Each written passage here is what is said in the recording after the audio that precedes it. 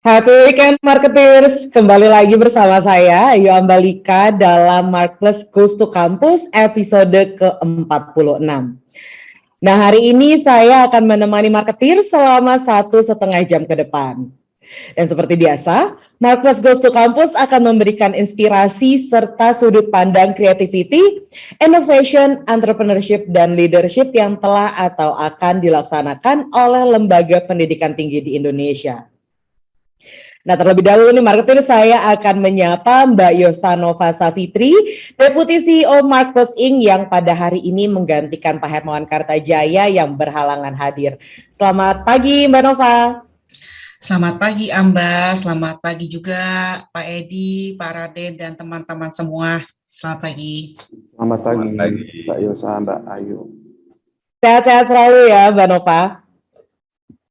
Nah, marketer, sebelum kita masuk ke segmen pertama, saya juga akan menyapa terlebih dahulu nih para narasumber yang sudah hadir bersama kita secara virtual pada hari ini.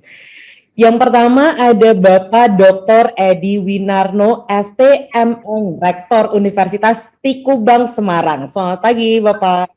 Selamat pagi Mbak Ayu Ambalika. Assalamualaikum. Apa kabarnya nih Pak pada pagi hari ini? Baik Mbak, sehat. Cerah nih di Semarang. Ya Pak, di Bali juga cerah. Kebetulan saya di Bali Pak, di Bali cerah. Oh gitu, ya. Baik Bapak, saya izin menyapa pembicara selanjutnya ya Pak ya. Iya, silakan.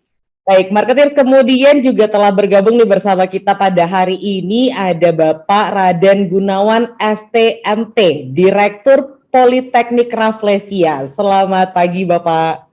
Selamat pagi Mbak Ambalika. Bagaimana kabarnya Pak? Alhamdulillah sehat walafiat ya. Sehat terus Bapak. Cerah pagi ini. Sabtu pagi. Cerah sampai sore nanti Pak.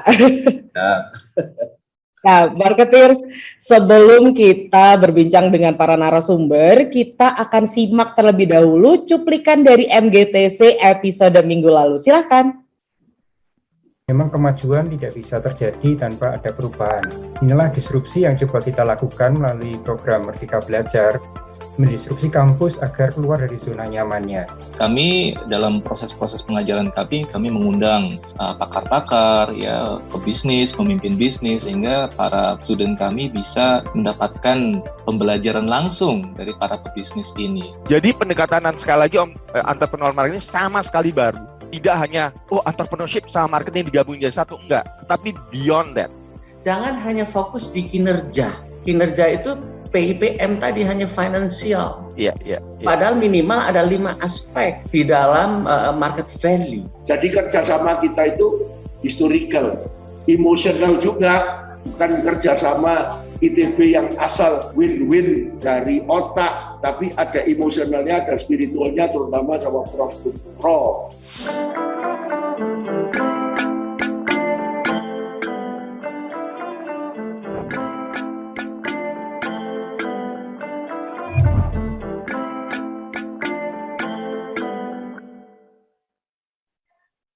Nah, marketers, kita langsung saja masuk ke segmen pertama pada hari ini. Sebelum kita berbincang dengan para narasumber, mari kita dengarkan terlebih dahulu paparan entrepreneurial marketing dari Mbak Yosanova Safitri. Silakan Mbak Nova. Ya, baik, terima kasih Amba. Selamat pagi sekali lagi kepada rekan-rekan sekalian, kepada Pak Edi, kepada Pak Raden, juga yang sudah hadir menyempatkan waktu pada Sabtu ya, pagi ini ya. Ini weekend, tapi kita kumpul semua di sini, ini hampir 100 orang yang gabung. Berarti masih semangat nih walaupun weekend masih mau belajar gitu ya sama-sama. Perkenalkan rekan-rekan sekalian, nama saya adalah Yosanova Safitri atau Nova panggilannya. Saat ini saya di Marketplace sebagai Deputi CEO yang membawahi riset, training, dan juga consulting. Nah, hari ini pagi yang cerah ini seperti yang tadi Pak Edi dan Pak Raden bilang ya, Amba juga bilang ya, cerah semua kayaknya di pagi hari ini di Bali cerah, di Bengkulu ya Pak Raden ya, posisi ya Pak? Ya, di Bengkulu kabupatennya. cerah, di Semarang juga cerah nih, saya di Tangerang juga cerah gitu ya. Semoga di tempat-tempat yang lain juga optimis ya, tetap positif. Nah, hari ini saya akan membahas tentang entrepreneurial marketing. Nah, saya mau share screen sebentar.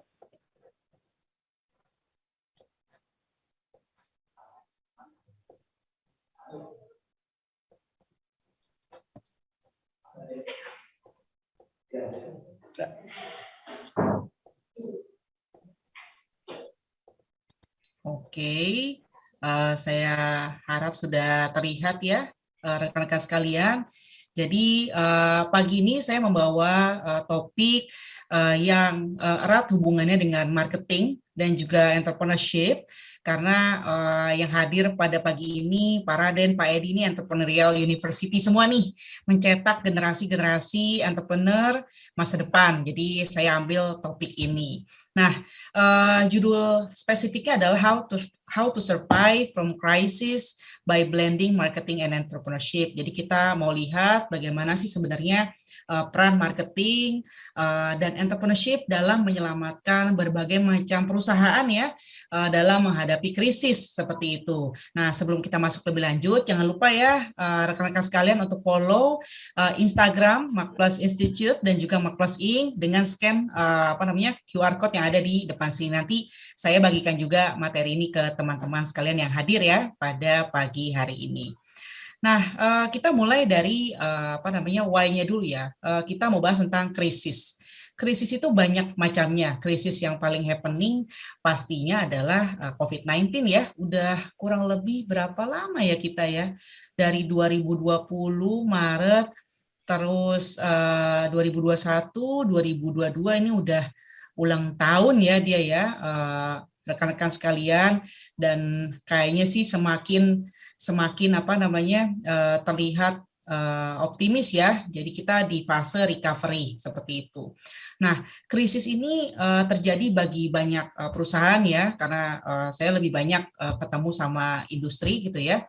Mereka menghadapi banyak krisis sebenarnya dalam proses perjalanan bisnisnya. Jadi pernah mengalami krisis finansial, krisis human resource-nya gitu ya, krisis organisasi, krisis teknologi. Instagram aja pernah menghadapi krisis rekan-rekan sekalian di tahun 2021 gitu ya, karena masalah teknologi.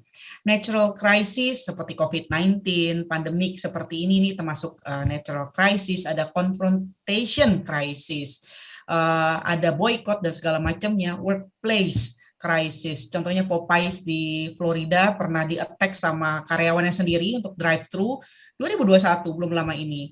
Dan juga krisis yang melibatkan yaitu tentang kriminal, ilegal action dan segala macamnya. Artinya apa? Artinya krisis itu selalu terjadi di organisasi. Jadi rekan-rekan sekalian yang mungkin saat ini masih mahasiswa, mahasiswi, dan juga rekan-rekan akademisi melihat bahwa di industri ini krisis itu udah jadi makanan sehari-hari sebenarnya. Bukan hal yang benar-benar baru dan tidak pernah dirasakan sebelumnya. Karena kenapa? Karena selalu terjadi perubahan. Ada volatility ya di perubahan. Jadi berubahnya itu cepat sekali. Kadang begini, kadang begitu gitu ya. Terus kompetisi juga tidak pasti. Yang tadinya bukan pesaing, sekarang jadi pesaing. Yang tadinya pesaing, sekarang jadi customer dan segala macam. Jadi banyak sekali ketidakpastian di kompetisi. Customer semakin kompleks ya. Jadi customernya maunya banyak.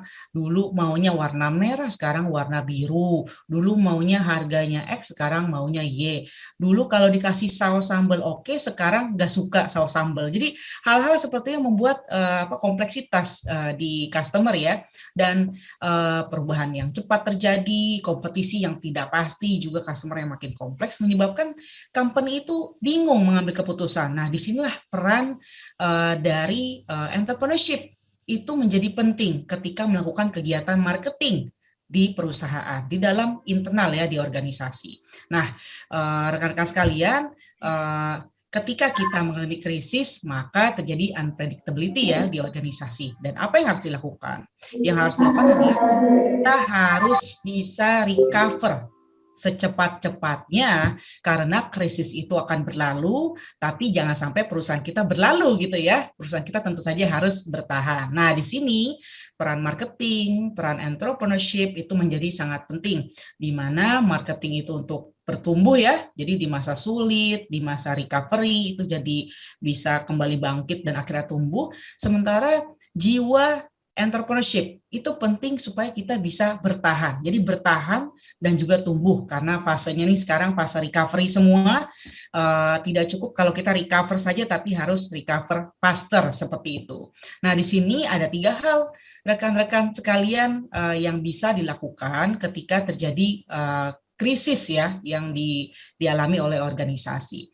Yang pertama adalah kita harus terus-menerus mencari opportunity, mencari peluang. Jadi walaupun di masa sulit, kita harus bisa dengan tenang melihat situasi keseluruhan supaya peluang-peluang itu bisa jelas terlihat dan kita bisa mengambil peluang itu tanpa ragu gitu ya. Dan inilah nanti saya akan sampaikan bagaimana Fujifilm ya, itu perusahaan yang mungkin kalau dulu kita taunya itu kamera gitu ya, jual roll film, sekarang itu udah berkembang sedemikian rupa. Nah, kenapa? Karena dia jeli melihat opportunity di Fujifilm sendiri, nanti kita akan lihat videonya sama-sama, mereka selalu terpacu untuk memperhatikan, melihat segala sesuatu peluang yang ada yang belum dieksplor. Ayo kita berani eksplor, itu adalah prinsip dari karakter seorang entrepreneur gitu ya, itu yang pertama. Lalu yang kedua, harus berani mengambil resiko, berani berbeda, mengambil resiko. Nah, di sini sebagai seorang entrepreneur, sebagai seorang intrapreneur bahkan di perusahaan-perusahaan, risk taking itu menjadi karakter yang sulit sepertinya ya ditemui sebenarnya, karena kalau mungkin rekan-rekan sekalian yang masih mahasiswa itu masih berani mencoba hal baru, tapi kalau misalnya di industri itu berbeda loh rekan-rekan sekalian, karena sudah ada sistem, ada mekanisme, jadi agak takut untuk mengambil resiko, takut gagal, padahal risk taking itu menjadi salah satu karakter yang penting ketika kita sudah masuk di dunia kerja seperti itu. Nah, nanti ada contoh Starbucks ya, di mana Starbucks ini memperlihatkan mereka berani mengambil resiko. Berani mengambil resiko yang tentunya sudah dihitung dengan bijak ya. Nanti kita akan bahas tentang Starbucks. Dan yang terakhir, sebagai seorang entrepreneur, marketing yang juga entrepreneur, mahasiswa yang entrepreneur, akademisi yang entrepreneur, dan rekan-rekan sekalian ada di sini yang menjadi marketer yang entrepreneur, maka yang ketiga harus punya karakteristik, harus punya kemauan untuk membangun kolaborasi dengan siapapun, bahkan dengan pesaing kita, dengan orang-orang yang kita benci, dengan orang-orang yang mungkin dulunya kita anggap sangat menakutkan. Ketika diajak kolaborasi ternyata cukup berhasil seperti itu. Jadi ketika kita menjadi seorang entrepreneur yang baik, maka sifat ketiga adalah kita harus berani untuk berkolaborasi, membangun jaringan dengan brand lain, siapapun itu, tidak terkecuali gitu ya. Nah, di sini nanti ada contoh Sasa ya. Sasa itu asli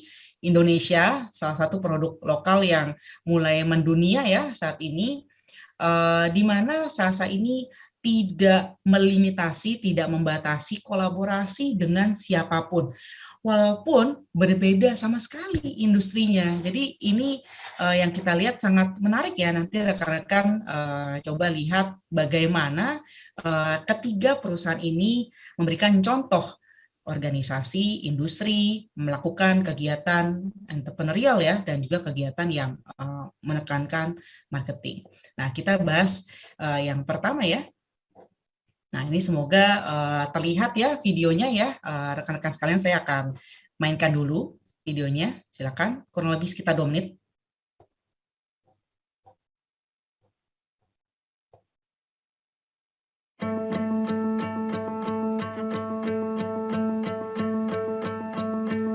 だからもうそれはだって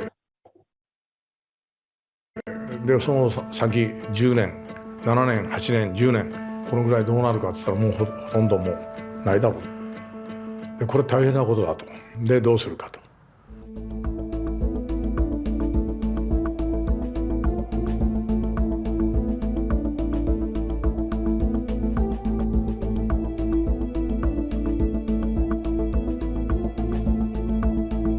それから全く新しいことはそのうちが持っている技術で何ができるだろうか。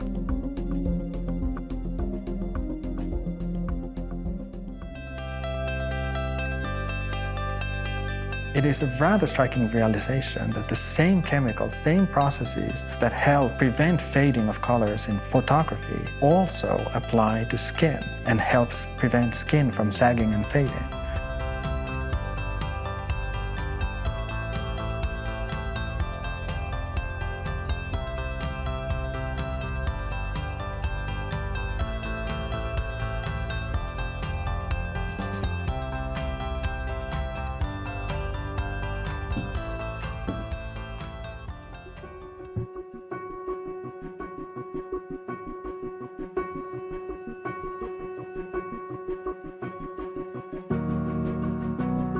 ダウンサイズしていろんな生産設備やなんかをダウンサイズで守りますよと。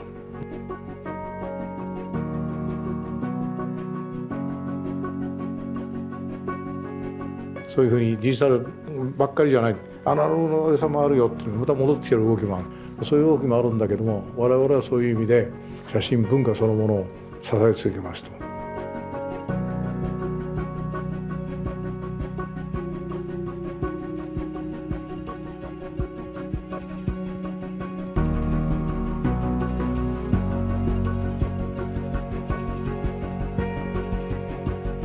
他ので、出ない間は他でヒットを打って、チーム会社としてマルチプルビジネスで育っていくと、進行させていくという。Nah, baru saja kita lihat ya video tentang satu perusahaan yang sangat direspek ya oleh banyak perusahaan lainnya, yaitu Fuji Film. Mungkin kalau rekan-rekan sekalian ingat Fuji Film itu ini ya, dulu itu buat foto gitu ya untuk kamera. Nggak tahu kalau di sini yang lahirnya di atas tahun 2000-an gitu masih berasa nggak tuh ya pakai kamera yang analog gitu ya. Nah, ini adalah Fuji Film. Mungkin rekan-rekan tahu bahwa dengan kehadiran kamera digital gitu ya, maka bisnis Fuji Film yang sebelumnya itu tidak bisa lagi digunakan. Dan ini cukup besar pengaruhnya terhadap keuangan bagi Fuji Film. Nah, apa yang dilakukan pada saat itu? Fuji Film dengan observasi dengan CEO yang sangat entrepreneurial ya, dia melihat bahwa banyak peluang-peluang lain yang sebenarnya bisa diambil oleh Fuji Film. Dan seperti yang rekan-rekan lihat tadi di video, Fuji Film cukup unik ya, diversifikasi produknya yang tadinya jualan kamera, jualan raw film, jadi jualan skincare buat kecantikan gitu ya, buat apa namanya beauty gitu. Dan ini sungguh menarik bahwa yang menjadi pencetus pertama di Fuji Film untuk akhirnya Fuji Film masuk ke beauty industry dengan teknologi yang sama dengan film chemical ya, yaitu seorang manajer lab. Sebenarnya ini bukan CEO-nya, bukan direkturnya, tapi dari seorang manajer junior gitu ya, yang dia kerja di lab dan dia juga habis cuti melahirkan, bahkan setelah kembali dia tes segala macam dan dia menyampaikan ide ini gitu ya ke atasannya. Dan bayangkan seberapa impactful dari ide yang disampaikan oleh seorang yang mungkin tidak terlalu punya influence yang besar di perusahaan. Nah, ini salah satu industri, salah satu perusahaan yang menerapkan entrepreneurial marketing yang brilian sekali ya.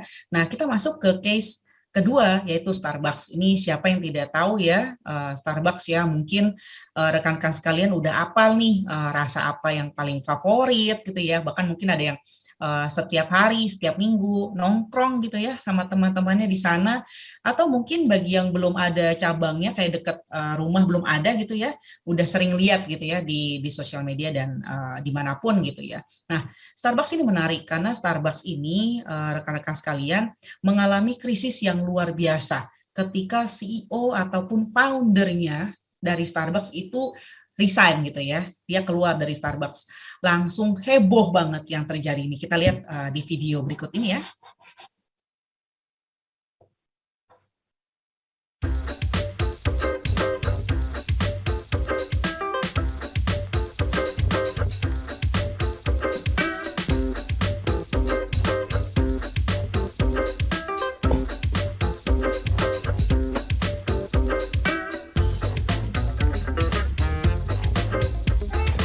was captured emotionally by the Italian coffee bar.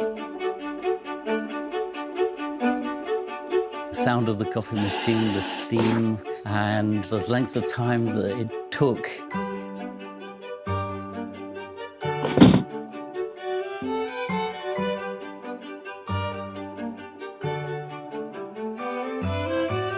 It was that sense of you and I are part of the same club because we both know what a venti is.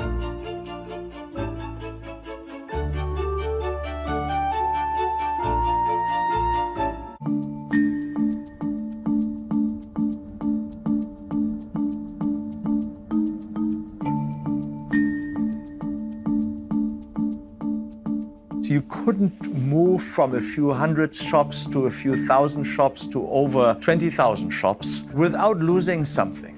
You lost your soul in this journey. I'd like to get my ear pierced. Well, better make it quick, kiddo. In 5 minutes, this place is becoming a Starbucks.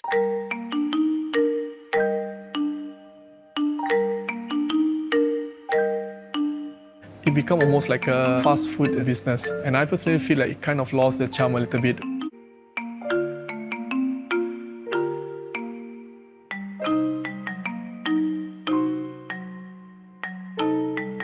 I feel that we were drifting a little bit towards mediocrity and kind of losing our voice, and I needed to come back.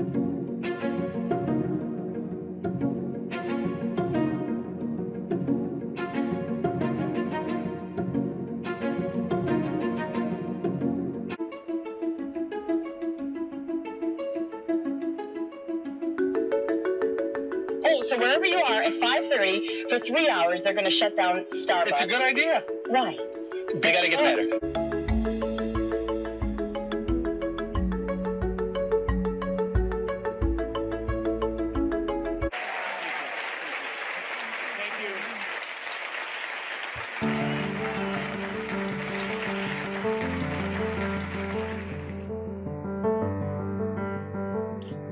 Ya, rekan-rekan sekalian, ini kasus yang cukup menarik ya, bahwa perusahaan sebesar Starbucks ketika mengalami krisis, yang dilakukan adalah berani mengambil resiko.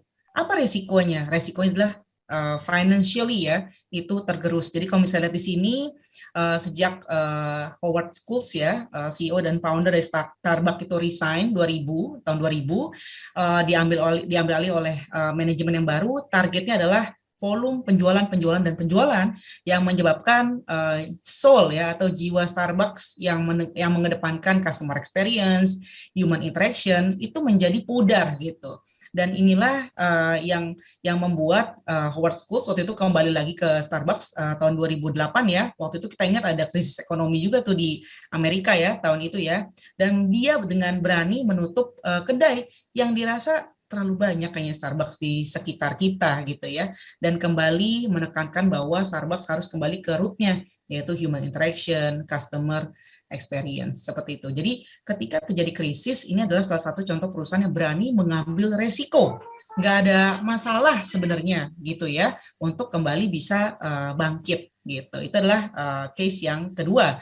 Nah, terakhir case ketiga yaitu bagaimana sebuah brand bisa dengan tidak terbatasnya berkolaborasi dengan brand lain, yaitu brand dari Indonesia ya. Sasa, silakan saksikan. Ini agak males nyobain sih gue kayaknya, minuman pedes-pedes. Risky ya, rasanya kayak takut aneh-aneh gimana gitu. Iya, tapi bikin penasaran sih.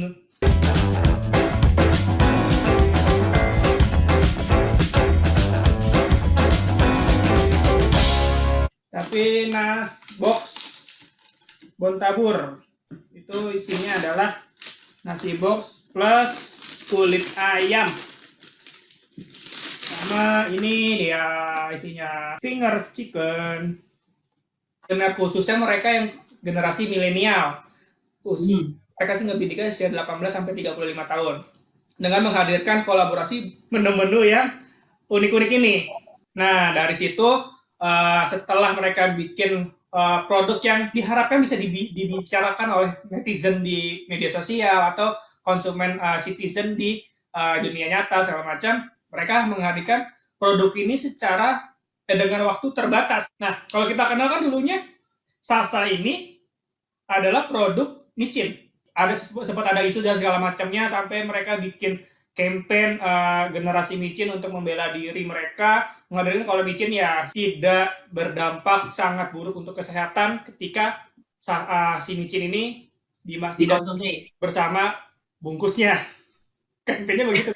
Tidak hanya dengan Catem atau Flip Burger. Sebelumnya Sasa juga kolaborasi sama Kopi Janji Jiwa, sama ada brand kosmetik juga ternyata. Gue nggak ngerti nih kolaborasi sama brand. Si Sasa ini collab-nya itu di packaging si brand kosmetik itu. Jadi tuh memang unik gitu sih. Kan kalau misal lihat bungkus mecinnya Sasa, kan ada pattern-patternnya gitu ya. Yang unik ya. Iya, dan diabadikan di dalam si packagingnya si Dermi Beauty waktu itu. Dan memang sih sebenarnya unik ya, maksudnya kan aneh aja gitu, ini kan produk makanan gitu, tapi collab-nya sama produk yang bukan makanannya. Iya, cross kategori ya. Menariknya ya, jadi memang kalau dilihat masuk ke brand kosmetik, masuk ke retail fashion, bisa dibilang ya mereka ini menggerak masuk ke kafe juga tadi Kopi Janji Jiwa dan minum-minuman makanan ini memang terlihat banget upaya mereka untuk masuk ke generasi milenial yang benar notabene adalah future market buat si Sasa ini. Ya, ini menarik banget juga, sangat lokal. Rekan-rekan sekalian kalau mau berita-berita seperti ini ya, jangan lupa follow IG-nya Mark Plus, IG-nya Mark Plus Institute dan juga Marketeers ya untuk dapat update info-info yang menarik tentang marketing. Nah, rekan-rekan sekalian, ketika kita bahas tentang entrepreneurship, satu lagi ya tidak boleh ketinggalan adalah selain risk taking dan juga opportunity seeker, yaitu kita harus berani berkolaborasi dengan siapapun. Jadi mau itu pesaing kita, mau itu brand yang mungkin nggak nyambung sama kita, nggak apa-apa gitu. Apalagi di saat seperti ini kita butuh sesuatu yang fresh, yang viral, yang bikin semua orang itu excited gitu ya. Nah, kolaborasi menjadi salah satu kunci. Mungkin kita nggak punya nih kemampuan, kapabilitas gitu ya untuk membuat sesuatu yang berbeda. Tapi dengan kita berkolaborasi dengan brand lain, itu bisa jadi solusi ya. Jadi tadi ada Sasa, ada Starbucks, dan juga ada Fujifilm. Itu adalah 3 contoh perusahaan yang nanti rekan-rekan bisa cari informasi lebih lanjut ya tentunya dalam menerapkan entrepreneurial marketing. Nah, di bagian akhir saya akan sampaikan beberapa key takeaways. Jadi segala macam aktivitas entrepreneurial marketing kita, kuncinya sebenarnya ketika melakukan ide ataupun solusi apapun, yang menjadi kunci adalah kita harus berani melakukan. Action yang paling penting. Jangan kelamaan mikir, jangan kelamaan riset yang terlalu panjang. Yang penting act dulu aja. Just do it gitu ya. Nah, dari situ baru kita bisa belajar sesuatu dan akhirnya kita bisa membangun sesuatu. Jadi bedanya entrepreneur ya dengan yang bukan entrepreneur adalah takut untuk melakukan sesuatu. Tapi kalau misalnya seorang entrepreneur dengan kalkulasi yang cukup gitu ya, just do it. Lakukan aja dulu. Dan kalau salah pun, ya nggak apa-apa gitu. Karena selalu ada pembelajaran dari apapun yang kita lakukan seperti itu. Nah, terakhir ini saya mau ajak rekan-rekan sekalian untuk kuis sebentar ya. Saya pengen tahu nih rekan-rekan sekalian yang ada di Zoom di MGTC episode ke-46 pada pagi hari ini, seorang entrepreneur atau bukan sih gitu ya. Nah, ini ada 10 pertanyaan di mana masing-masing itu bisa dijawab dengan angka 1 sampai 5 gitu ya. Nanti dijumlah 1 sampai 5 itu untuk semua pertanyaan seperti apa.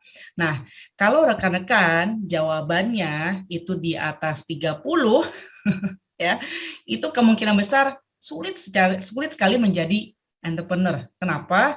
Karena takut salah. Nah, saya mungkin kasih brief 10 pertanyaan ini ya.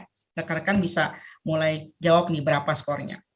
Yang pertama adalah kalau misalnya rekan-rekan sekalian nih lagi di mobil, jadi penumpang, kira-kira sering nggak sih kalau rekan-rekan sekalian tuh ngasih tahu ke yang nyetirnya lebih baik jalan sini, lebih baik lewat sini gitu ya. Jadi gatel banget pengen ngasih tahu harus lewat mana gitu, padahal dia nggak nyetir gitu ya. Yang kedua pertanyaannya, pernah nggak sih rekan-rekan sekalian itu ke kebanyakan memperhatikan atau menghabiskan energi untuk keeping your personal environment organized gitu ya. Misalnya contoh pulpen harus di sebelah kanan, pokoknya OCD banget gitu ya. Jadi harus rapi, harus segala macam gitu ya. Ini harus simetris gitu ya. Begitu atau tidak gitu ya.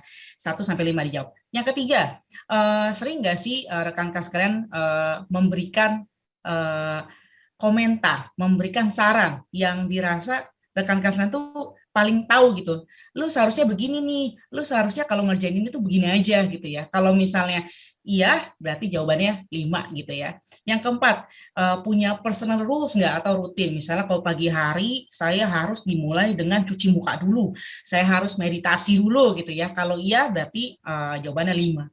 Apakah yang kelima ya, rekan sekalian itu suka ngatur gitu. Bahkan kalau melihat sesuatu yang nggak beres, maunya ambil alih aja, udah deh, biar gue aja ngerjain deh, lu udah diem aja gitu, gue lebih ngerti gitu. Gitu atau enggak? Yang keenam, apakah rekan-rekan sekalian itu dislike depending on others, jadi paling males bergantung sama orang lain gitu ya, bahkan menerima bantuan dari orang lain tuh gengsi gitu ya, begitu atau tidak? Itu yang keenam. Yang ketujuh, saya lebih pengen jadi being right gitu ya, pokoknya saya harus terlihat benar di mata orang lain, begitu atau tidak?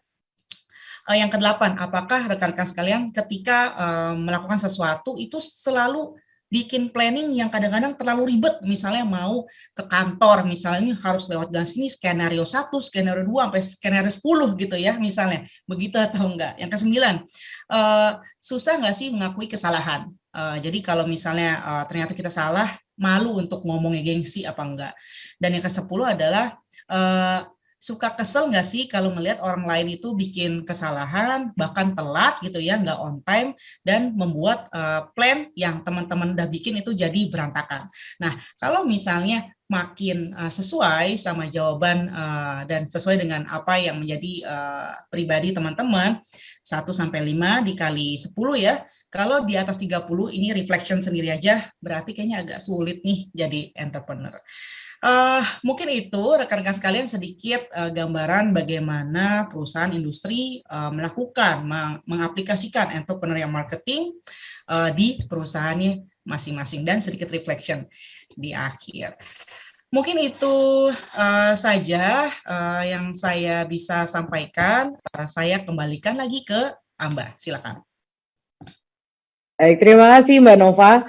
Nah, marketeers memiliki tujuan membentuk manusia cerdas, cakap, beriman, bertakwa kepada Tuhan Yang Maha Esa, beretika, rendah hati, sopan santun, dan beritikat baik, serta mempunyai kesadaran bertanggung jawab terhadap kesejahteraan masyarakat Indonesia khususnya dan dunia pada umumnya. Mengembangkan dan memadukan ilmu pengetahuan, teknologi, seni, dan budaya, membangun, memelihara, dan mengembangkan hidup bermasyarakat dan berbudaya, mengembangkan sumber daya manusia yang mampu menghasilkan luaran yang bereputasi internasional. Nah, bagaimana nih strategi dari Bapak Dr. Edi Winarno, STMN, Rektor Universitas Tikubang Semarang. Sesaat lagi Pak Edi akan berbincang bersama Mbak Yosanova Safitri untuk mengulasnya lebih dalam. Setelah yang satu ini, tetap di Mark+ Goes to Campus.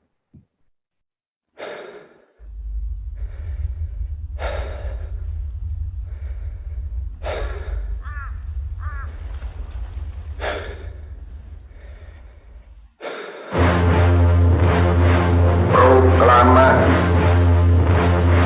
kami bangsa Indonesia dengan ini menyatakan kemerdekaan Indonesia.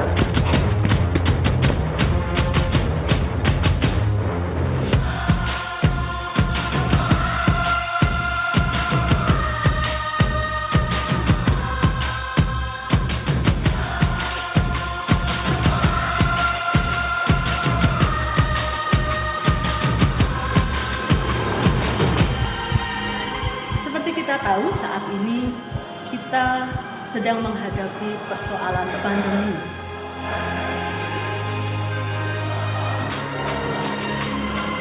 Kami berikrar untuk menjadi tempat belajar bagi para kaum muda intelektual di era transformasi digital. Anda yang yakin sebagai generasi milenial yang ingin menggenggam masa depan terbaik, jangan ragu untuk bergabung bersama kami. Bukti lebih penting Masa dari depan. Masa depan sudah. Masa depan sudah.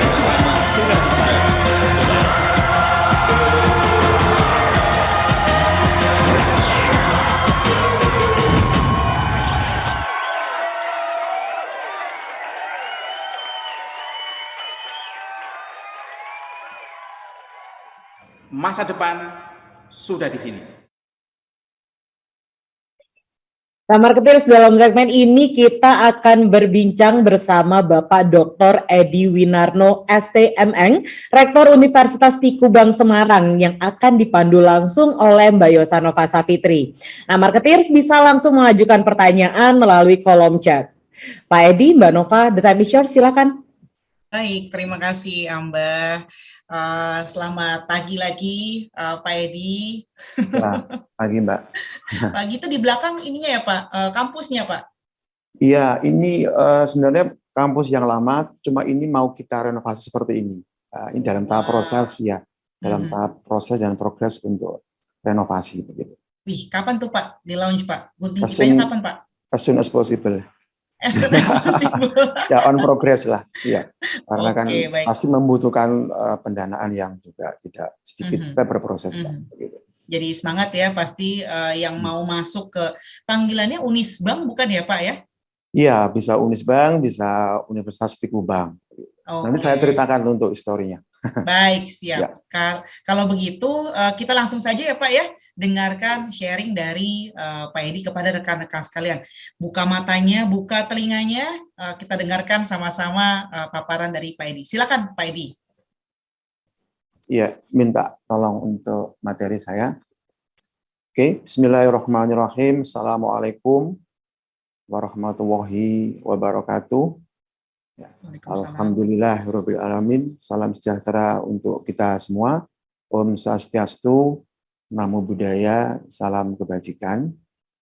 Terima kasih kepada Markplus yang hari ini kami dari Universitas Tiku Bank Semarang ya, di-invite untuk bisa join bergabung ya dalam acara sharing session ini dalam Markplus Goes to Campus ya, dalam rangka untuk berbagi ya atau sharing beberapa hal yang tadi disampaikan juga oleh Mbak Amba untuk bagaimana yang sudah, sedang dan akan dilaksanakan dalam manajemen lembaga pendidikan tinggi, khususnya ini yang selalu didengungkan oleh Markplus ya, CL ya, Creativity, Innovation ya, Entrepreneurship dan Leadership ya.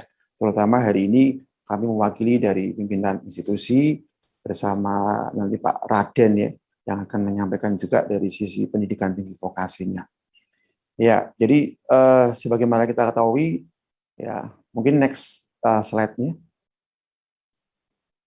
Tadi cukup menarik ya yang disampaikan oleh Mbak Nova terkait beberapa hal yang saya kira ini semangatnya luar biasa ya dari Pak Hermawan Kartajaya yang sudah mengemas Markplus ya sedemikian rupa sehingga pada hari ini pun kami diajak untuk berbicara di forum ini dan tadi sudah disampaikan juga oleh Mbak Nova beberapa poin ya tentang ke-entrepreneurshipan ya atau kewirausahaan yang salah satunya ada 2 poin yang tadi kita catat yaitu bagaimana untuk menjadi seorang wirausaha atau entrepreneur yang mumpuni itu tadi minimal ada 2 ya, risk taking dan opportunity seeker.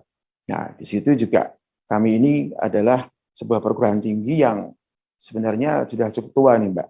Jadi sudah nanti tanggal 28 April kami ini sudah memasuki usia 54 tahun ya, disnatalis ke 54 dan tagline kami yang terbaru itu adalah Digital Youth Entrepreneurial University.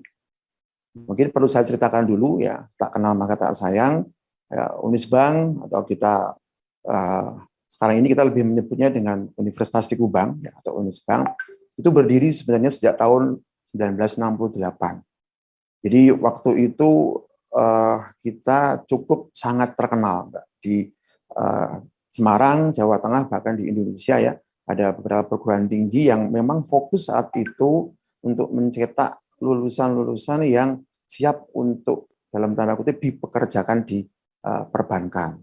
Ya, jadi Akademi Keuangan Perbankan yang diinisiasi oleh para founder di yayasan kami gitu, tahun 68 sudah, ini saya belum lahir ya, kita belum lahir, sudah di-create sebuah perguruan tinggi yang waktu itu ada di tengah kota di dekat Simpang 5 Semarang, kalau pernah ke Semarang ya.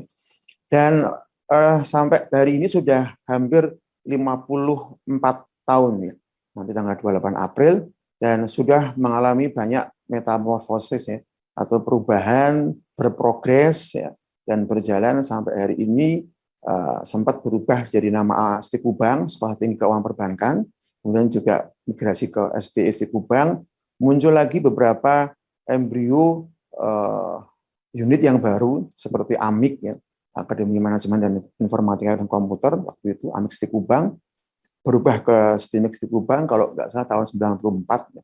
Dan juga ada lagi muncul STIH, Ilmu Hukum, STIKU Bank, kemudian juga ada STIBA, itu bahasa asing, STIKU Bank, ada juga Akademi Pariwisata, STIKU Bank.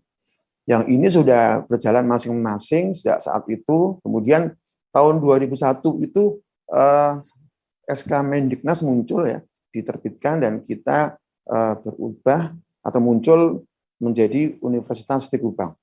Namun saat itu masih ada dua institusi yang dalam satu yayasan, sehingga kita perlu mengintegrasikan, sehingga ada penggabungan di tahun 2007 saat itu menjadi Universitas STIKU Bank, yang merupakan penggabungan dari STI STIKU Bank ya ke dalam Universitas STIKU Bank. Jadi kami ini cukup lama, sudah kalau dikatakan senior, mungkin sudah sangat senior ya, 54 tahun, sudah setengah abad lebih, dan harapannya ya tadi seperti yang disampaikan oleh Mbak Nova dan juga Mbak Amba, kita nanti pada role ya untuk berproses untuk memberikan materi pembelajaran khususnya untuk menghasilkan outcome atau luaran mahasiswa ya, yang bisa benar-benar kita bekali dengan semangat atau jiwa kewirausahaan. Mungkin next slide, Mbak. Ya, kami mungkin bisa mengenalkan dulu. Jadi kami sekarang ada 4 fakultas dan belasan program studi ya, yang ada di Fakultas Ekonomika dan Bisnis, ada di Fakultas Teknologi Informasi dan juga Industri, ada Fakultas Hukum dan Bahasa, dan juga Fakultas Vokasi, di mana ini juga sedang ada proses menunggu hasil dari pengembangan usulan prodi yang baru, di mana kita mengajukan kemarin S2 Teknologi Informasi, dan juga di Vokasi kita ada yang namanya pengajuan untuk D4 Teknologi Rekayasa Multimedia Grafis. Nah, ini semua kami coba untuk kembangkan ya, karena kita berpegangan bahwa perguruan tinggi itu tidak hanya tua ya, tapi juga perlu diversifikasi dalam pengembangan di fakultas dan juga program studi, sehingga perlu ditingkatkan, dan kami sudah merasa cukup bukan ketinggalan, tapi mungkin dibanding dengan kompetitor kita mungkin belum banyak berkembang, menambah gitu ya.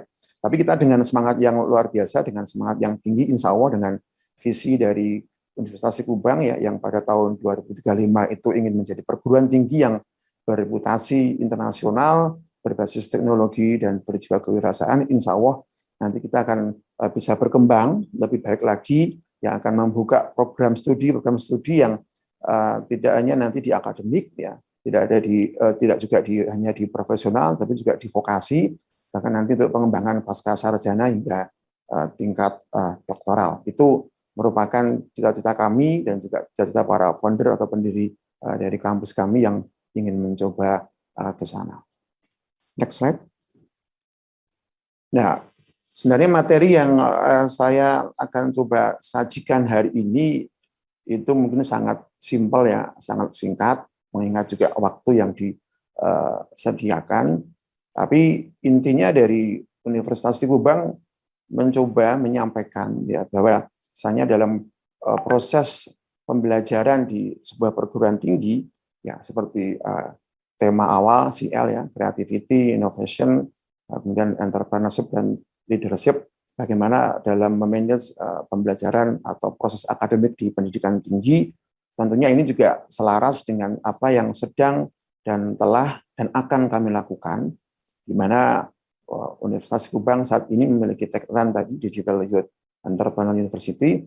Tentunya kami sedang mengalami proses ya migrasi mengikuti dari perkembangan pendidikan tinggi yang saat ini sangat luar biasa cepatnya, dengan berbagai kebijakan-kebijakan dari kementerian. Kita mengenal dengan namanya Merdeka Belajar Kampus Merdeka, dengan seorang menteri, mas menteri yang saat ini cukup muda, namun banyak pemikiran yang out of the box untuk bisa memberikan beberapa inovasi-inovasi ya, yang terkait untuk memajukan pendidikan tinggi yang ada di Indonesia, dan juga pendidikan menengah dan juga dasar.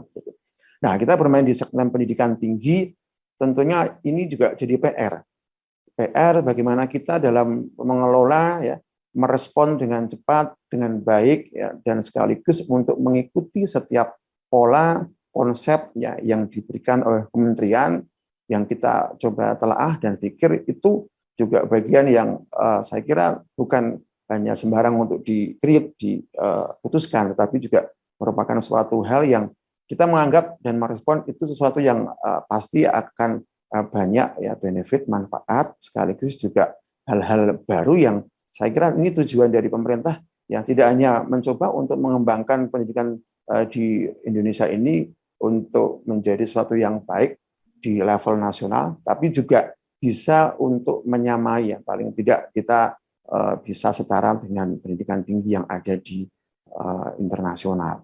Nah, ini kami di Universitas Kubang sebenarnya sudah lama ya, bahkan kami untuk tagline ya yang terkait dengan kewirausahaan sendiri seperti yang disampaikan oleh Mbak Amba tadi, kami sudah cukup lama berkecimpung bahkan menanamkan ya yang namanya kurikulum kewirausahaan, entrepreneurship itu di setiap program studi yang kita wajibkan untuk diajarkan ya, dikembangkan, ditumbuh kembangkan dan disebarluaskan ke mahasiswa, sekaligus untuk ya dalam tanda kutip untuk mengajari ya, membimbing, mendidik, bahkan mendorong supaya mereka nanti jadi tidak hanya output tapi juga menjadi outcome dan juga berimpact ke masyarakat secara luas.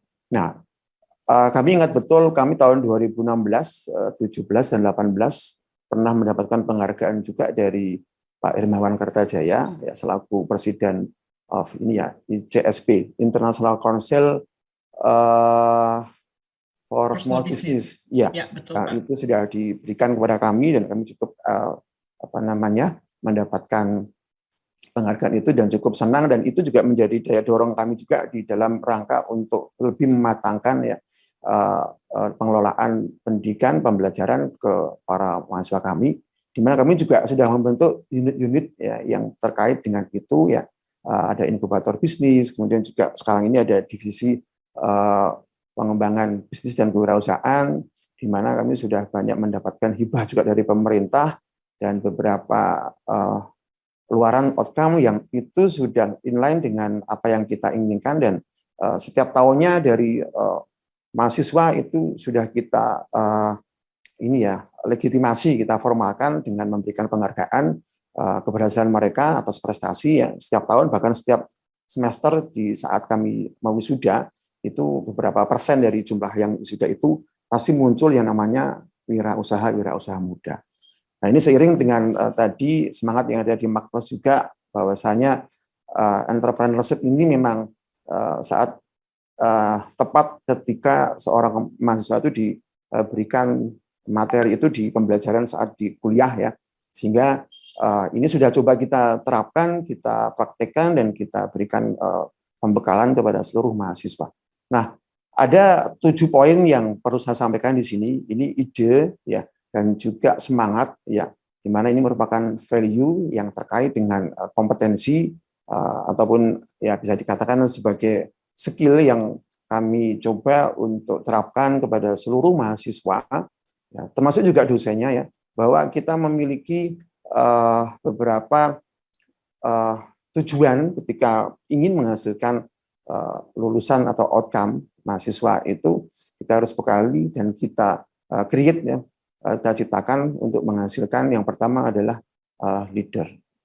Jadi kalau di CL leadership itu atau leader itu ada di belakang, tapi kita coba untuk sampaikan di depan bahwasanya kemampuan untuk mempengaruhi dan juga memotivasi, kemudian mengarahkan untuk melakukan hal-hal yang baik untuk mencapai tujuan tertentu. Ini tidak hanya untuk kemampuan memimpin dalam organisasi, tapi juga kemampuan dalam berbisnis, berwirausaha.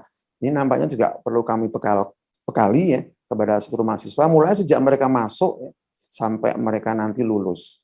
Nah, ini juga berbagai macam kegiatan-kegiatan tentunya kita coba improve, kita coba tingkatkan, kita berikan ya mulai dari kegiatan kemahasiswaan, bagaimana mereka belajar leadership, bahkan di materi kewirausahaan pun yang mungkin berbeda segmen dengan organisasi, tentunya juga ini juga perlu kita tanamkan. Jadi juga bagaimana nanti mereka bisa menciptakan hal-hal yang itu mampu untuk menginfluence, ya, sifatnya adalah seperti itu. Kemudian yang kedua, bagaimana nanti bisa kami bisa menciptakan yang namanya outcome atau luaran itu entrepreneur baru yang memiliki jiwa entrepreneurship, kewirausahaan yang sejak awal tadi saya sampaikan di semester awal ya, itu kita juga berikan beberapa mata kuliah ya kewirausahaan atau entrepreneurship yang itu kita wajibkan. Semua harus mengambil itu dan untuk pembekalan mereka nanti baik itu ketika mereka sedang kuliah berprogres dan sekaligus menyiapkan juga ketika mereka nanti sudah lepas dari kampus ya dan menyiapkan dirinya untuk bisa paling tidak mindset untuk bekerja ikut orang lain itu sudah mulai tidak lagi menjadi skala prioritas gitu ya. Jadi paling tidak kita bekali dengan sifat sikap dan tindakan terkait dengan entrepreneurship ya, termasuk leadership tadi, agar ketika saat kuliah pun tadi kita juga sering mengadakan kegiatan-kegiatan yang tiap tahun biasanya sebelum pandemi kita ada namanya kegiatan-kegiatan expo yang itu banyak diikuti oleh seluruh mahasiswa yang mungkin bisa ini mengaktualisasi diri dalam menampilkan beberapa kegiatan entrepreneurship yang sudah dilatih ya diberikan mentor oleh para mentor-mentor sebelumnya. Yang notabene ya kita mengambil dari para dosen, kemudian juga dari praktisi ya, para ahli entrepreneurship juga yang semangatnya adalah memberikan ya tadi semangat atau jiwa entrepreneurship yang itu bisa ditumbuh kembangkan untuk menyiapkan diri mereka saat sebelum lulus maupun setelah mereka nanti juga lulus dari dunia kampus. Kemudian yang ketiga adalah achievers ya. Jadi kalau kita bicara achievers itu adalah bicara mengenai orang-orang yang sukses, mungkin orang-orang yang berprestasi, yang bekerja keras, yang berorientasi pada karir dan juga keluarga unggul dan tentunya mempunyai kemampuan untuk bertanggung jawab. Nah, ini kita coba arahkan, kita didik ya, karena prestasi-prestasi itu harus kita kembangkan, kita tanamkan, kita gali di saat mereka bergabung ya di kampus dan juga di saat mereka nanti menyiapkan diri untuk kita lepas ya sebagai seorang wisudawan begitu. Nah, ini juga kita tampung, kita akomodir ya, dan kami pun sebagai perguruan tinggi juga sebagai stakeholder dalam beberapa bidang seperti seni, budaya, olahraga itu kami juga memberikan apresiasi. Ini untuk menumbuh kembangkan teman-teman mahasiswa yang berpotensi seperti kemarin kita juga ada penghargaan untuk para atlet yang meraih medali di PON Papua gitu ya. Artinya dengan seperti ini kami bisa mencoba menarik lebih memberikan daya interest ke para mahasiswa yang mungkin masih di angkatan-angkatan baru gitu ya, untuk bisa lebih meningkatkan potensinya. Dan kita pun juga memiliki program-program yang tadi bisa memberikan full scholarship atau beasiswa ke calon mahasiswa yang memang punya potensi talenta di bidang tertentu seperti olahraga, seni, dan budaya. Nah, orang-orang yang berprestasi ini kita coba ya kita tampung mulai dari semangat yang ada di kemahasiswaan, ya tentunya ini juga digali kemudian diterbitkan juga oleh UKM atau lembaga kemahasiswaan yang ada di kampus ya, sehingga mampu nanti untuk berprestasi semaksimal mungkin. Nah, yang keempat kita ada konsep yaitu bagaimana sekarang ini anak-anak yang kebanyakan yang kuliah generasi Z ya, yang melampaui generasi milenial itu menjadi digital person ya. Atau kalau kita dalam bahasa Indonesia ada digital persona dan seterusnya. Jadi kemampuan untuk mempersonalisasi diri ya, melalui ini ya, pembuatan atau untuk mengimprove performanya melalui portofolio yang diciptakan, di-create, yang disampaikan ya kan ID-nya itu ada di sosial media. Nah, ini kan sekarang ini kan orang muda bahkan mungkin sudah memiliki kemampuan jauh lebih ini ya, terutama kami di generasi usia 40 ke atas ini kan mungkin sudah kebanyakan kalau dibilang setengah tua STW itu kan saya yakin dengan anak-anak yang sekarang generasi Z, generasi milenial itu kan memang sudah sangat beda. Anak saya aja lahir langsung mengenal YouTube ya, handphone dan seterusnya. Nah, ini tentunya kita juga menginginkan untuk pembelajaran dan juga pemberian pembekalan kepada mereka dilengkapi juga dalam kurikulum yang ada di tempat kami bagaimana meng-create ya mahasiswa itu bisa lebih tanggap ya, familiar dengan kondisi yang sekarang ini masuk ke era digital, era metaverse, era NFT, ada blockchain ya, ada data mining dan seterusnya. Yang itu tidak hanya di program studi yang ada di tempat kami yang di IT ya, tapi juga seluruh program studi itu kita harapkan ada kolaborasi ya, sehingga nanti mampu menghasilkan lulusan yang memang siap ya dalam dunia kerja, dunia kewirausahaan ya, yang memiliki literasi digital yang cukup lah seperti itu. Dan yang kelima ya kami juga ingin menciptakan ya sedang dan ingin menciptakan para inovator ya. Inovator ini artinya pasti ada kolaborasi juga dengan para dosen ya, para pendidik juga, di mana dosen kan juga melakukan tridharma, ada tridharma yang kedua itu adalah penelitian atau riset.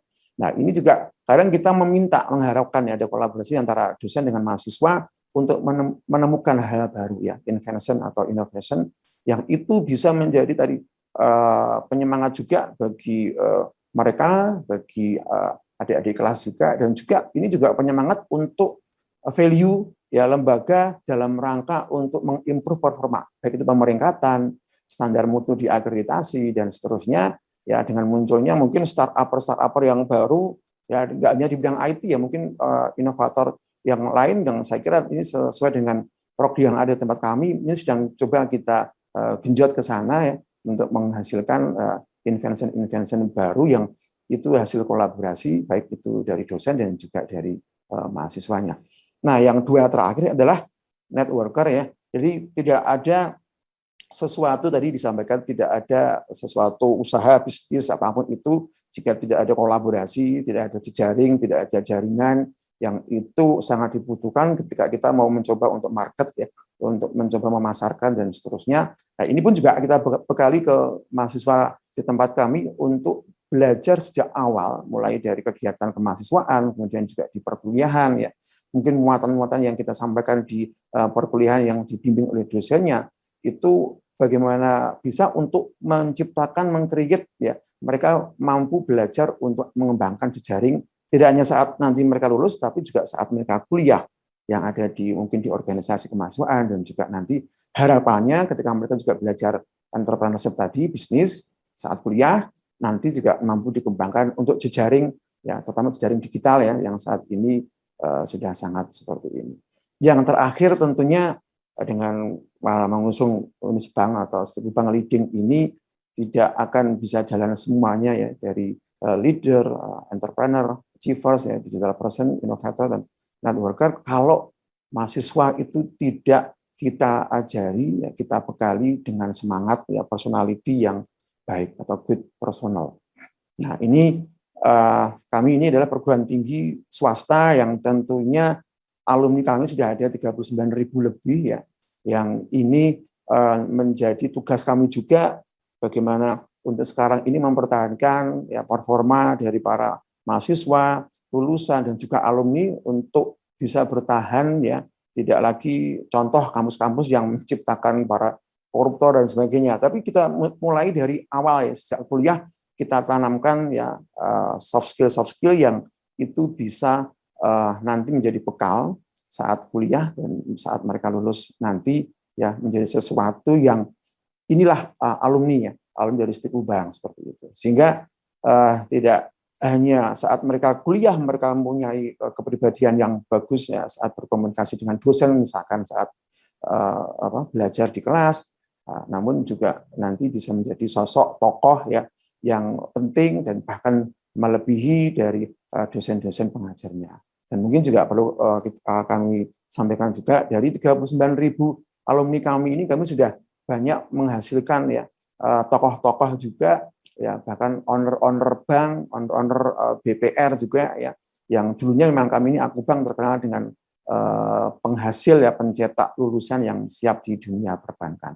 Namun sekarang ini dengan era digital sekarang memang semua sudah mengalami perubahan ya terlepas tadi juga masalah pandemi juga yang sudah 2 tahun sejak tanggal 16 Maret 2020 seperti ini ya kami berharap mencoba sedang memperbaiki diri ya, dan juga lebih mengimprove, mengincrease dan juga meningkatkan agar ya Unisbank ini ya Universitas Stikubang ini juga bisa menjadi bagian salah satu bagian dari lembaga pendidikan tinggi yang ada di Indonesia yang nantinya mampu ya dan berhasil menjadi salah satu dari support system ya memberikan sumbangsih ya tenaga-tenaga lulusan outcome ya yang tidak hanya sebagai outcome tapi juga berimpact ya berimplementasi ya istilahnya ke masyarakat secara real ya dan mampu membaikkan negara ini. Saya kira itu Mbak Nova ya, dari terima kasih. Ya, terima kasih. Ya. Baik, terima kasih banyak Pak Edi. Tadi menarik sekali ya leading ya. Jadi kelihatan ya Pak Edi ya, pokoknya kalau lulusan dari Universitas Stikubang itu bedanya adalah orang-orangnya pasti leading. Dia pemimpin, dia digital juga, dia mau kolaborasi juga karena networker gitu ya, orangnya achiever, ambisius, ingin mencapai sesuatu gitu ya Pak Edi ya. Dan tadi yang Pak Edi sampaikan ini saya catat sekali bahwa bukan cuma menciptakan outcome, tapi juga akan memberikan impact. Itu yang apa namanya dipegang teguh ya sama Universitas Stikubang. Seperti itu ya Pak Edi? Iya, Mbak Nova. Baik, ini kita waktunya sudah masuk ke segmen berikutnya. Saya terima kasih lagi kepada Pak Edi. Nanti izin tanya jawab lagi ya Pak. Ya, siap Pak. Baik, kalau begitu kita selesai di segmen kedua ini. Saya kembalikan ke Amba untuk segmen berikutnya. Baik, terima kasih Cinova. Nah, marketers kita akan beranjak nih ke segmen selanjutnya. Dengan visi menjadi perguruan tinggi vokasi terbaik di Bengkulu, serta mampu bersaing di tingkat regional dan nasional di tahun 2031. Bagaimana nih strategi dari Bapak Raden Gunawan STMT, Direktur Politeknik Rafflesia untuk menjadi salah satu yang terbaik? Sesaat lagi Pak Raden akan menceritakannya yang akan langsung dipandu oleh Mbak Nova. Setelah yang satu ini tetap di Mark Plus Goes to Campus.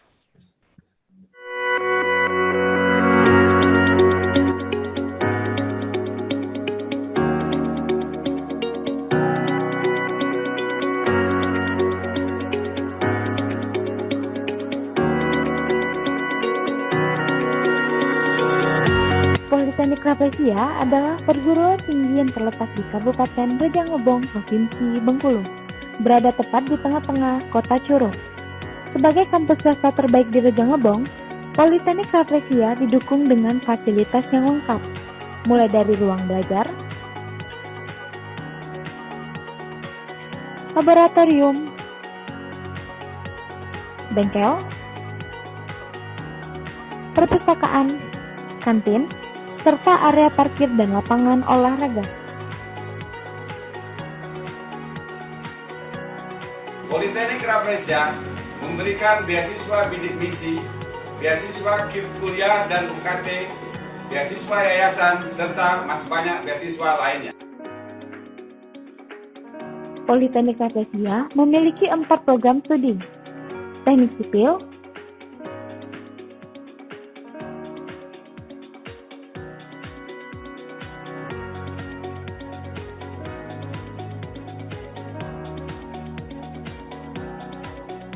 Teknik Elektro,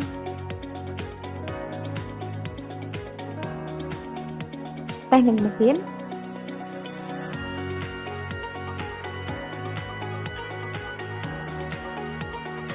dan Akuntansi.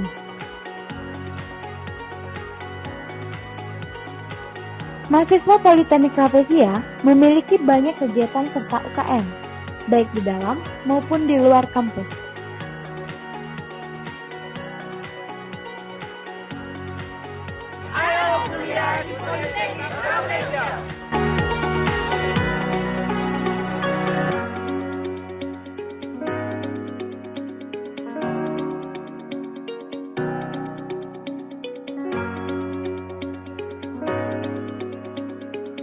Ayo, segera daftarkan diri Anda sekarang juga di Politeknik Rafflesia Rejang Lebong.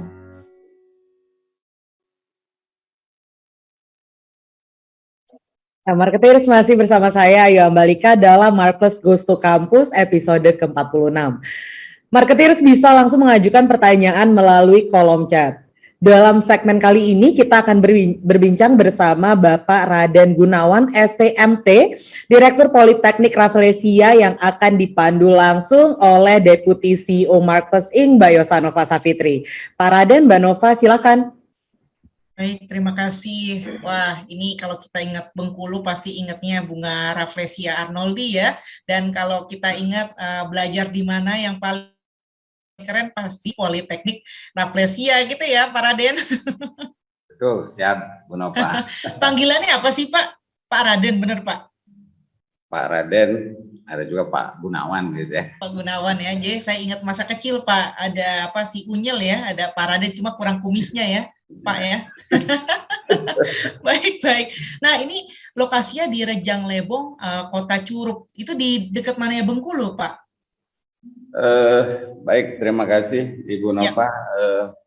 Rejang Lebong, Curup ini terletak di tengah gitu ya. Tengah ya Pak ya. Bengkulu pesisir ini lebih dekat ke perbatasan ke Bukit Barisan ke arah Lubuk Linggau. Gitu. Oh, ke arah Sumatera Barat berarti ya ke Pak ya? Ke arah Sumatera Selatan. Oh, Sumatera Selatan. Sumatera Selatan. Baik. Perbatasan dengan Sumatera Selatan gitu. Daerah pegunungan. Pegunungan ya Pak? Ya. Adem ya Pak? Adem ya. Adem ya. Baik. Oke, Pak Raden, ini kurang lebih waktunya sekitar 15 menitan gitu ya Pak ya untuk paparannya. Tidak berlama-lama lagi, saya persilakan. Silakan Bapak.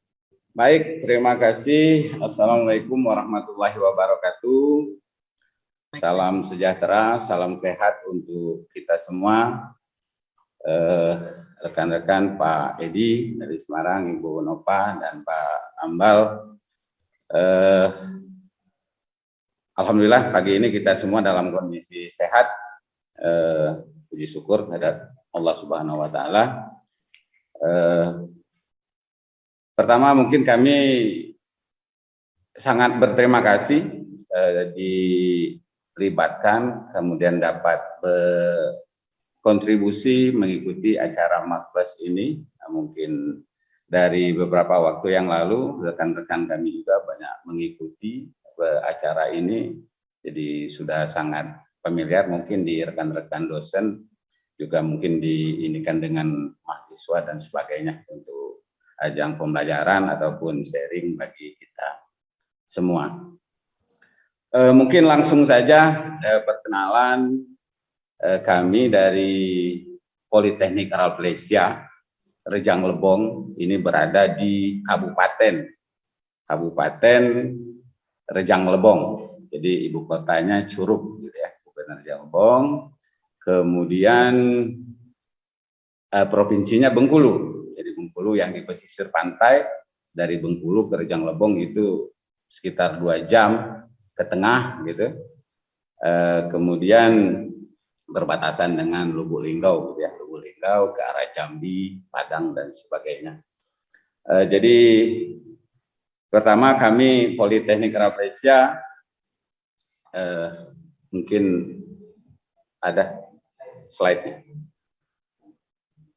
Iya Pak, sedang ditampilkan.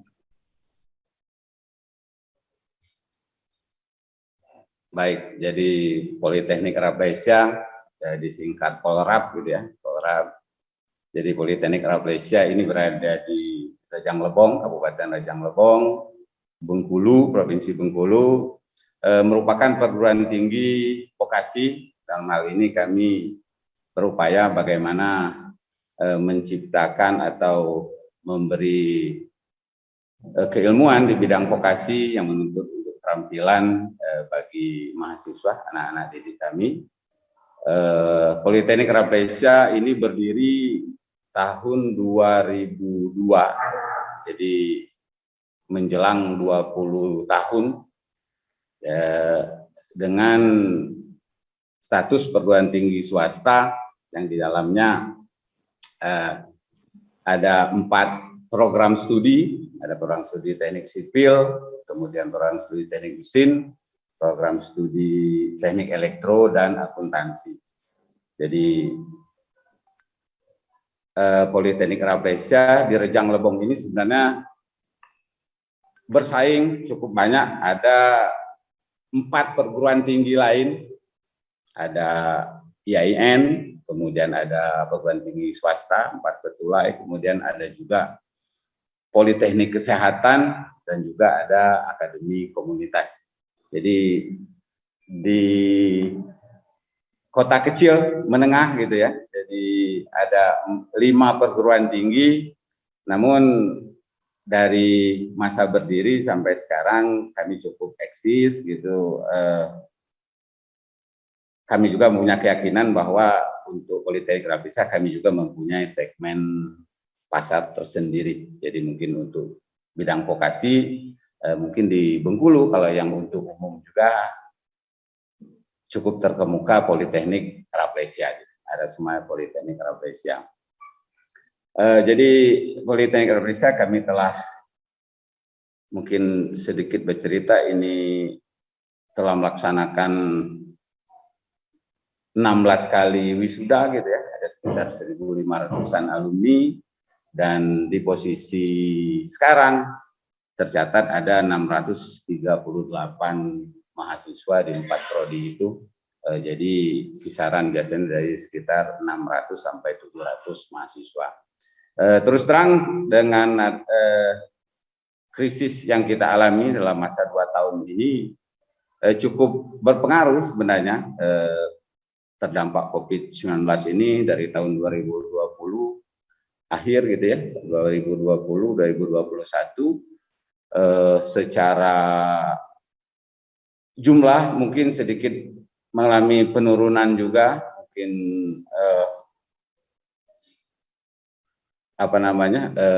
mahasiswa yang ada sedikit berkurang, namun hal tersebut tentu menjadi kendala. Kemudian seiring berjalan waktu sampai sekarang kita juga merasa dengan kondisi yang semakin baik, insya Allah untuk selanjutnya ke depannya juga kondisi yang akan semakin baik, dan kami meyakini juga bahwa nanti mahasiswa ataupun tingkat pendidikan juga akan semakin membaik untuk ke depannya. Jadi itu, lanjut. Baik, jadi kami berada di kabupaten, kota kecil, mendekati sedang gitu ya, kota kecil mendekati sedang. Namun itu tadi seperti yang kami sampaikan, Curug atau Rejang Lebong ini dari masa lalu juga semacam kota pelajarnya Bengkulu juga, karena banyak akses ataupun hubungan dengan pendidikan masa lalu juga ke Jawa dan sebagainya. Seperti kami juga alumni dari Jogja, kemudian sempat juga di Semarang, Pak Edi, di Undip Semarang. Jadi kota kecil dengan masyarakat yang heterogen gitu ya, berbagai macam suku, ras. Kemudian yang menjadi penghasilan utama di Rejang Lebong ini masih berbasis pertanian, pertanian, perkebunan, kemudian pertukangan, perikanan, dan industri kecil. Jadi ini wilayah pegunungan dan juga memiliki potensi wisata alam terutama yang cukup baik untuk ke depannya gitu. Jadi kemudian dilanjut. Nah ini kira-kira posisinya, jadi di pesisirnya Bengkulu gitu ya. Kami ke tengah, ada Palembang, Jambi. Nah ini lebih ke perbatasan, jadi di kaki Bukit Barisan gitu. Jadi kalau secara cuaca udara mungkin mirip-mirip dengan ya Malang gitu ya, Bogor, Malang gitu, daerah dingin. Baik, dilanjut.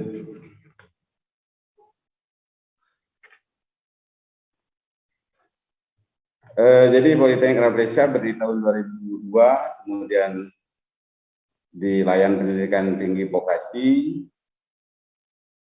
Yang utamanya kami mencoba untuk membimbing, mendidik mahasiswa anak-anak ini menjadi lulusan yang berkompeten,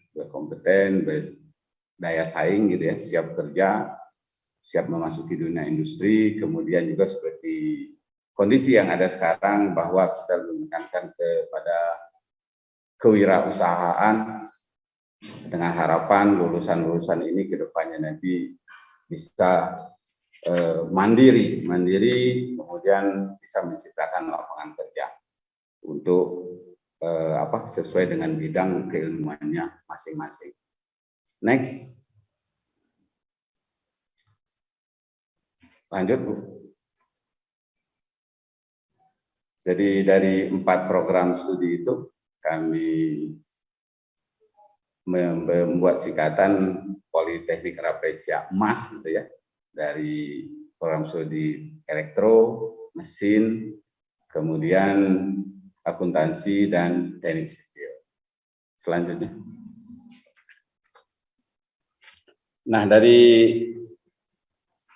akronim MAS tersebut kami juga memberi makna bahwa MAS kemudian ada entrepreneurial. Dalam hal ini kami juga berupaya untuk menciptakan bahwa alumni dan lulusan-lulusan ini memiliki jiwa wirausaha dan sejalan dengan visi misi Politeknik Rafflesia juga menuntut mahasiswa kemudian didukung oleh fasilitas dosen dan sistem pembelajaran kiranya dapat menciptakan alumni atau lulusan tersebut yang memiliki jiwa kewirausahaan.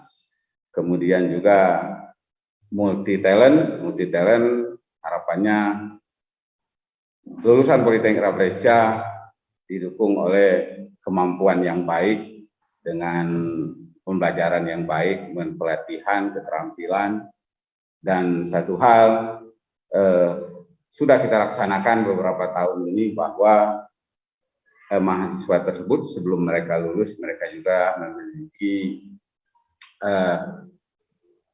sertifikat keahlian gitu ya, tambahan selain dari mereka lulus di bidangnya, kemudian juga memiliki keahlian sebagai tambahan mereka untuk memasuki dunia usaha, dunia industri ataupun nanti untuk berwirausaha.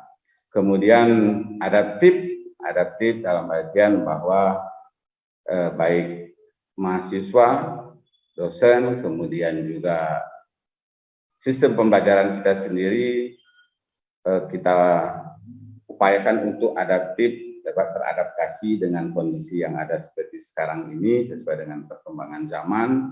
Jadi di mana persaingan mungkin semakin ketat, bahwa kita diharapkan terus berinovasi, membuat perubahan-perubahan, perbaikan sehingga sejalan waktu kita pun tetap bisa mengikuti kondisi atau tetap dapat bersaing dalam masa-masa tersebut.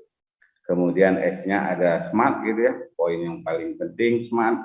Jadi kita mengharapkan stakeholder semua, kemudian mahasiswa lulusan kita dapat bertindak cerdas, cerdas memilih, cerdas berperilaku, bermartabat gitu ya, berakhlak mulia, kemudian cerdas bekerja, cerdas memasuki dunia usaha, dunia kerja, dan dunia industri yang nanti merupakan sebagai tolak ukur ataupun jaminan bagi lulusan Politeknik Rafflesia.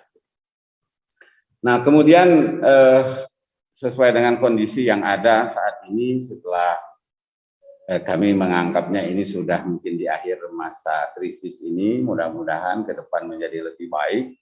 Jadi ada peluang dan tantangan yang harus kita hadapi, yang bisa kami lihat dari sini.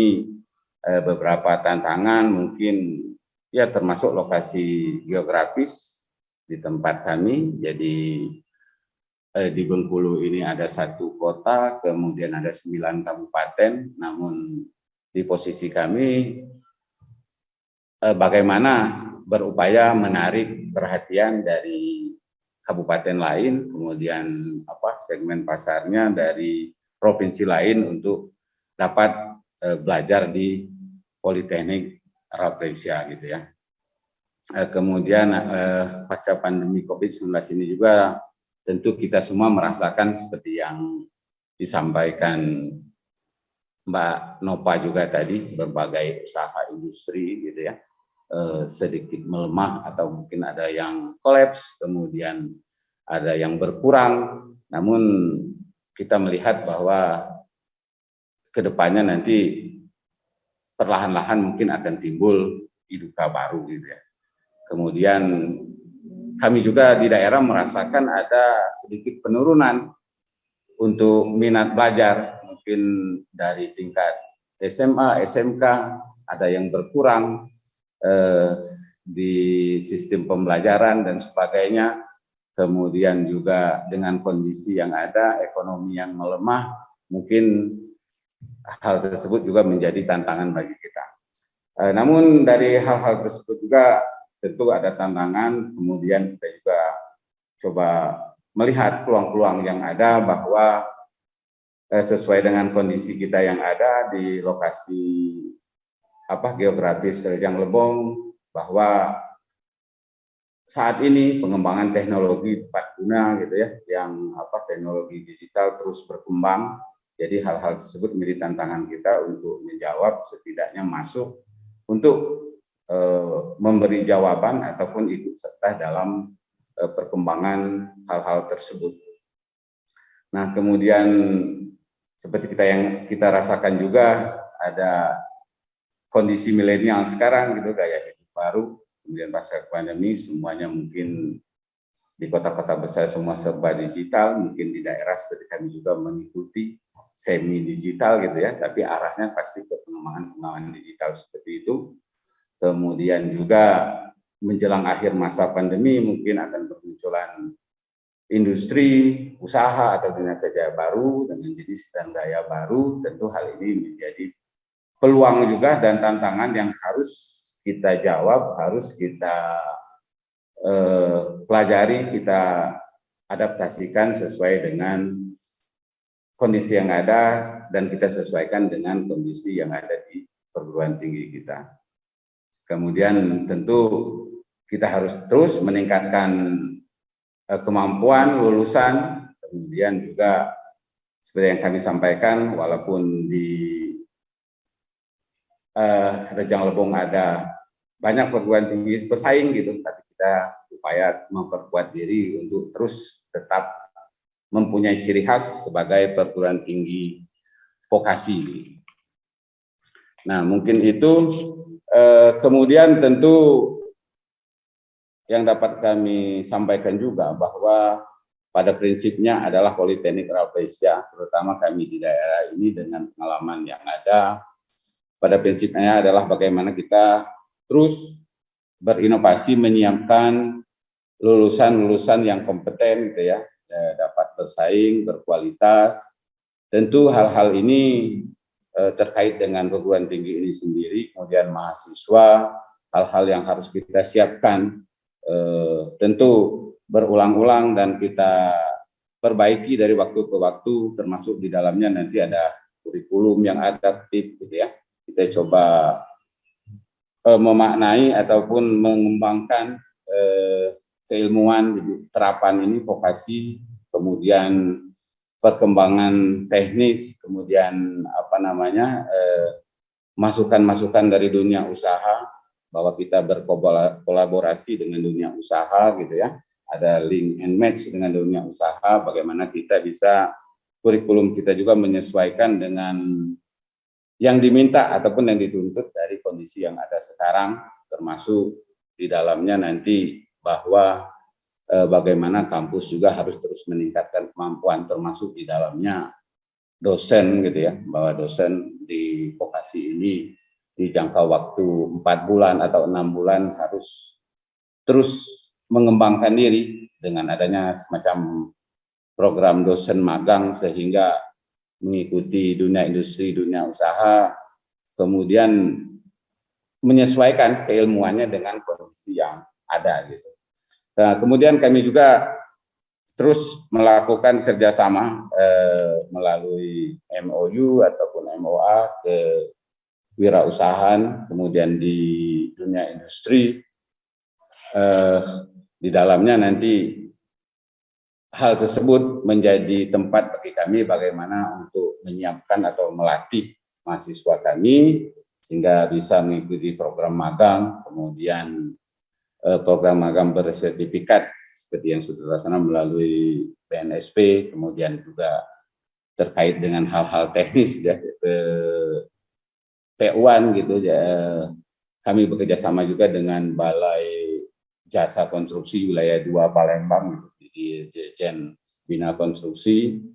Kemudian kita upayakan dan terus perlahan tetap dilaksanakan bahwa mahasiswa sebanyak mungkin dapat melaksanakan praktek gitu ya, praktek, bahwa di vokasi ini sebenarnya diharuskan 70% praktek, kemudian 30% teori, kemudian mereka bisa terjun ke lapangan, dan sebagai program kita siapkan juga untuk ke depan bagaimana nanti mahasiswa dapat mengikuti program 111, kemudian nanti 1 tahun mereka di bangku kuliah di kampus, kemudian 1 tahun nanti bisa mengikuti magang di dunia industri, nanti setahun terakhir menyiapkan kesiapan untuk lulusannya kembali ke kampus. Bapak Ibu yang kami hormati, kemudian hal-hal lain tentu tidak terlepas dari berkaitan dengan kewirausahaan, kemudian leadership, bahwa kemampuan tambahan soft skill bagi mahasiswa dan lulusan harus terus kita siapkan, termasuk mungkin untuk kemampuan bahasa gitu ya, kemudian peningkatan kreativitas. Di kampus juga menyiapkan untuk hal-hal tersebut nanti bisa dalam bentuk tambahan ataupun berupa pengakuan kemampuan tersebut berupa sertifikat yang kita berikan. Nah, kemudian hal lain mungkin bahwa kami di daerah tetap mencoba bagaimana Politeknik Rafflesia ini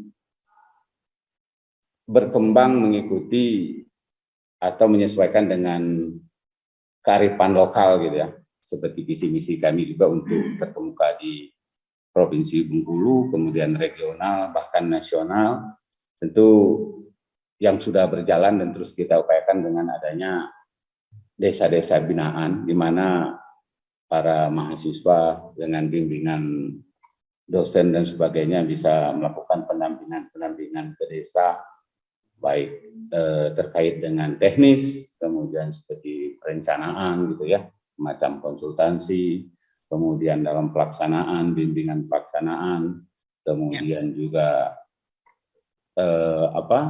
pelaporan untuk dana-dana desa, semacam pelatihan dan sebagainya.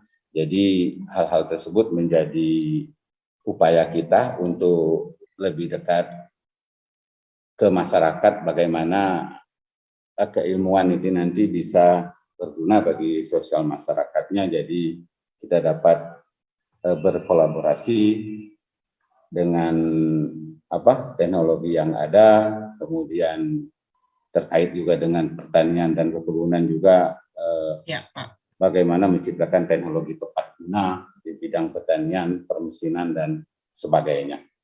Baik. Nah, jadi kami rasa itu bahwa pada prinsipnya ke depan bagaimana kita mampu melaksanakan proses pendidikan yang baik dan semakin baik ini dengan tetap berpedoman pada tridharma perguruan tinggi untuk keilmuan, kemudian penelitian serta pengabdian kepada masyarakat. Jadi kira-kira perbaikan untuk kolaborasi link and match ini ke depannya sesuai dengan program kebijakan kementerian juga bahwa Merdeka Belajar, Kampus Merdeka, bahwa bagaimana kita semakin banyak hal-hal yang kita pelajari juga langsung berkaitan dengan masyarakat dan lapangan.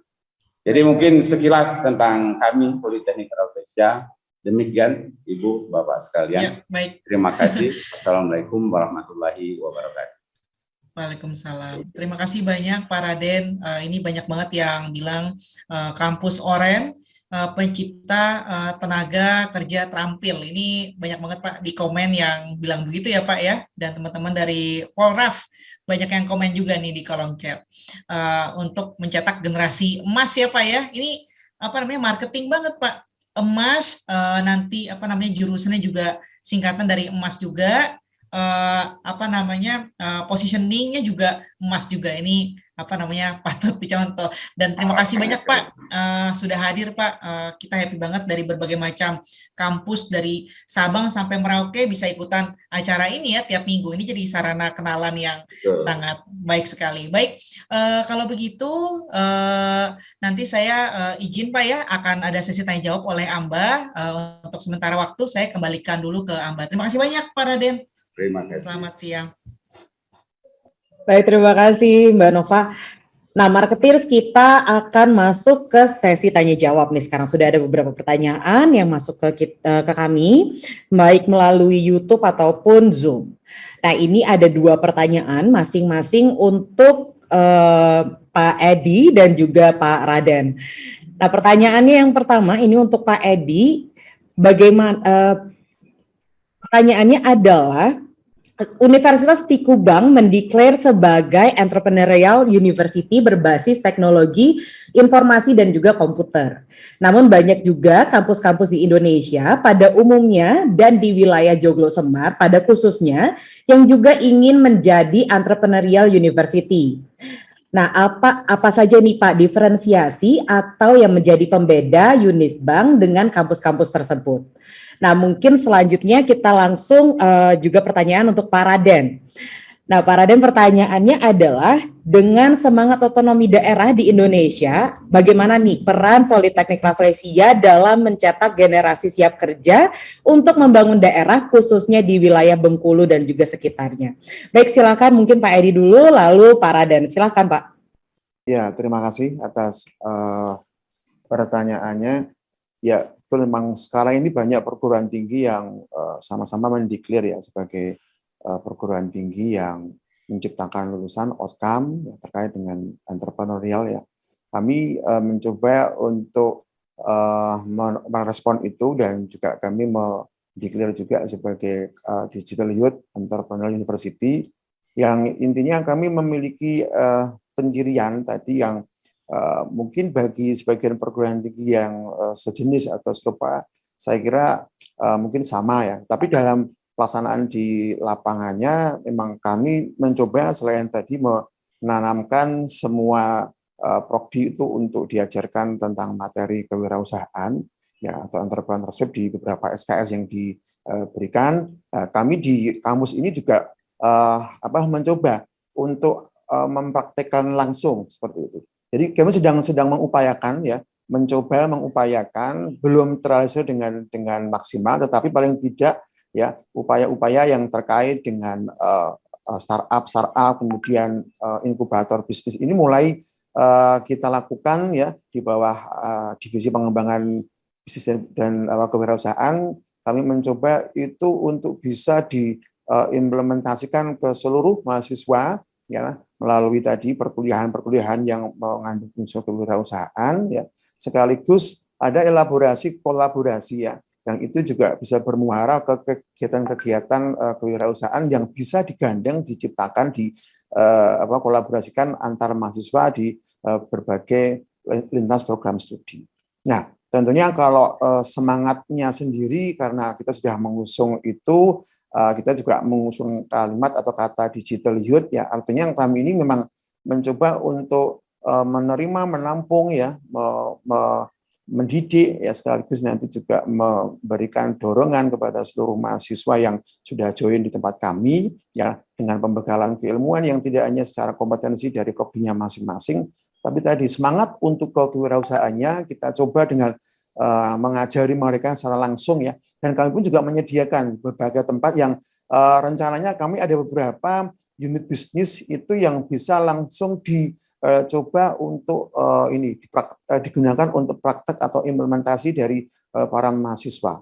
Nah, ini sudah ada beberapa, ini sedang kita tumbuh kembangkan, ya, dengan menggunakan beberapa unit bisnis yang ada, karena kami juga merasa itu juga butuh sekali infrastruktur, ya, pendanaan, modal, mungkin juga bangunan. Ini sedang kami susun, dan kami mencoba tadi untuk mengakomodir menjadi pembeda, menjadi penciri dengan kampus-kampus lain, di mana kami saat mendidik, saat mengajari mahasiswa itu bisa benar-benar langsung secara implementasi itu bisa dilaksanakan, yang diterapkan di lapangannya. Meskipun kami juga ada program yang kita juga merespon dengan kegiatan MBKM-nya dari kementerian, ya, kita juga ada program magang, kemudian, ya, dan seterusnya internship seperti itu. Salah satunya juga tadi dengan semangat memberikan kesempatan kepada mahasiswa untuk tadi memanfaatkan waktu dengan kemudian sistem merdeka yang dari Mas Menteri itu untuk bisa tadi salah satunya adalah